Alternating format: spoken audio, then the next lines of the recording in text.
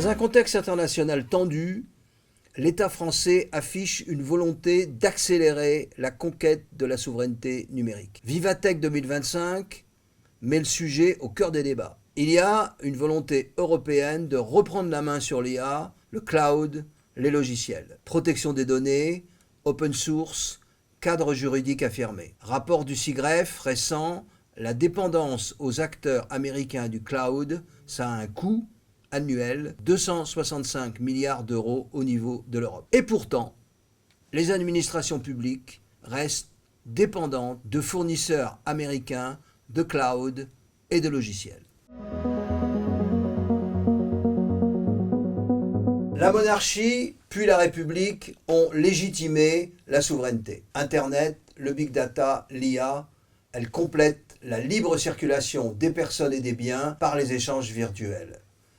Le règne de la donnée à l'ère de la multitude. Le destin d'un pays, il dépend de sa capacité numérique. Et le risque de devenir une colonie numérique est augmenté à l'heure de l'intelligence artificielle. L'avance des géants du numérique américains et chinois leur permettra de maîtriser plus vite l'intelligence artificielle et de nous imposer leur modèle culturel. Et c'est donc fondamentalement pour moi une bataille à livrer.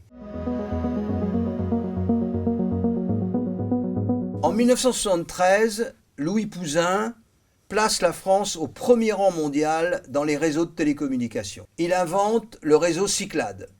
C'est le premier réseau international d'ordinateurs et c'est révolutionnaire. Projet abandonné par Valéry Giscard d'Estaing. On lui préfère le Minitel. Les Américains reprendront les travaux pour lancer Internet. Fin de l'histoire ?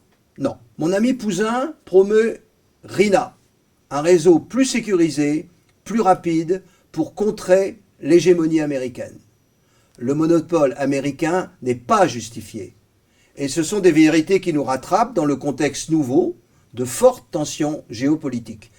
Et RINA, c'est un moyen pour les pays non alignés sur la politique de Washington, les BRICS, de s'émanciper du joug technologique. Et pourtant, en France, le projet RINA n'intéresse pas vraiment les pouvoirs publics. Tant pis pour la souveraineté numérique ?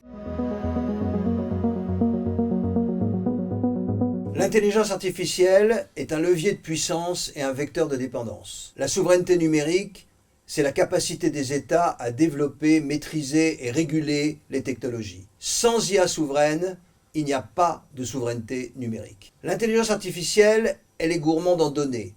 Et les pays qui les contrôlent ont un avantage stratégique. Les puissances numériques que sont les États-Unis et la Chine dominent les infrastructures et le cloud. Donc, une dépendance stratégique des autres pays sans capacité industrielle et sans brevet pour les concurrencer. Il y a un pouvoir normatif qui fait les règles. Le RGPD en Europe versus absence de régulation claire aux États-Unis. L'IA pour surveiller, orienter les comportements. C'est le crédit social en Chine. D'où les questions de liberté et de démocratie. C'est l'ensemble de ces rapports de force qui définiront les relations entre l'intelligence artificielle et la souveraineté numérique. Si j'avais 4 grands axes à définir, je dirais investir massivement dans la recherche et la formation en IA, créer des alliances stratégiques, notamment entre l'Europe et l'Afrique, favoriser l'open source pour réduire la dépendance technologique, encadrer l'IA avec des règles respectueuses des droits fondamentaux. Je vous remercie et vous propose de nous retrouver très prochainement pour aborder un autre sujet.